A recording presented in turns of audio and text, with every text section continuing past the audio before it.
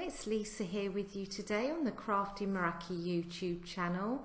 Today I thought I would create a Valentine's Day card using both the Affluent Heart hot foil plates and its coordinating dies. So I thought it would be useful to show you how these two work together. So as you can see there, I've got 4 different sized heart-shaped foil plates and also 2 sentiments in the hot foil plate. Now if you use the coordinating dies with that, you will get 2 dies that cut out your foiled sentiments, plus you get 5 other heart dies which you could use with the foil plate set or indeed on their own as a nesting set of dies. For today's card I'm actually just going to be using the solid heart and 2 of the dies, and we're going to start off by doing our foiling.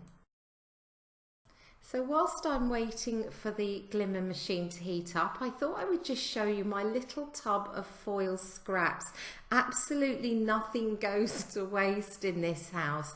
And I'm actually going to dig through here and find a piece of foil that is going to fit perfectly with that solid heart. And of course I did have a piece of foil that would work perfectly, so I've just laid that down onto some Glimmer specialty cardstock. I've popped my solid heart over the top and taped it down, and I'm just going to flip the stack and put it onto my platform. I'm going to add on my shims, and I am using a couple of pieces of paper as well, just to make sure I get a really solid foil. I waited for my timer to stop flashing, took the platform out and ran it through the die cutting machine, and I'm now going to remove that heart from the foil and the paper, and you can see there I've got a really good foil with that Glimmer specialty paper. And now I've taken one of the heart dies and I'm just going to tape that down and cut out that solid heart. And this is how it's looking. I really like that size die cuts out the heart with just a little white border.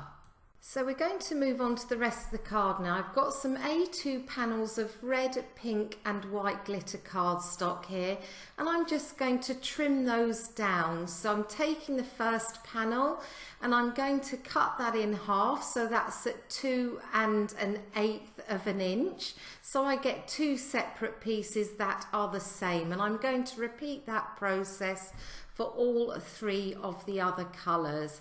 And of course I will have lots left over to make further cards if I want, but for today we're just going to use one of those strips from each of those colours.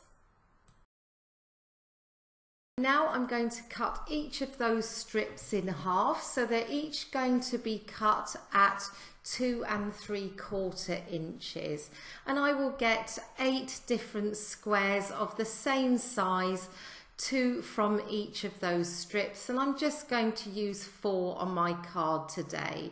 So this is how they are looking, and I'm just going to discard 4 of them and put them to one side. Now all we've got to do is adhere these 4 panels onto a strip of white paper, and I'm actually using printer paper today. I've put some double-sided tape onto it and removed the backing from the top 3 strips, and I'm just going to place that first panel down. And then I'm going to continue to add the other 3 panels. I'll remove the rest of the tape as I go.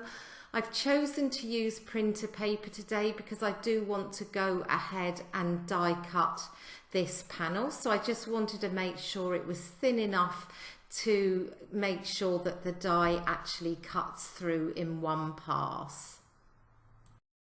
But before I die cut the heart from the centre, I'm just going to trim that panel down so that that's going to mat really nicely onto my card base.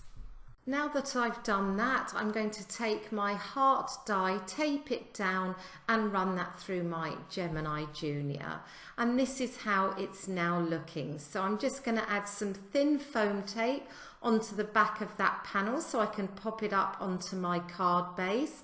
I'm going to go over the thin foam tape with some wet adhesive. This is just going to enable me to have a little bit of wiggle room when I place that down onto the base card. Now that I've done that, I can add my heart into the center. So I've popped some thin foam tape onto the back of the heart and I'm just going to position that in the center.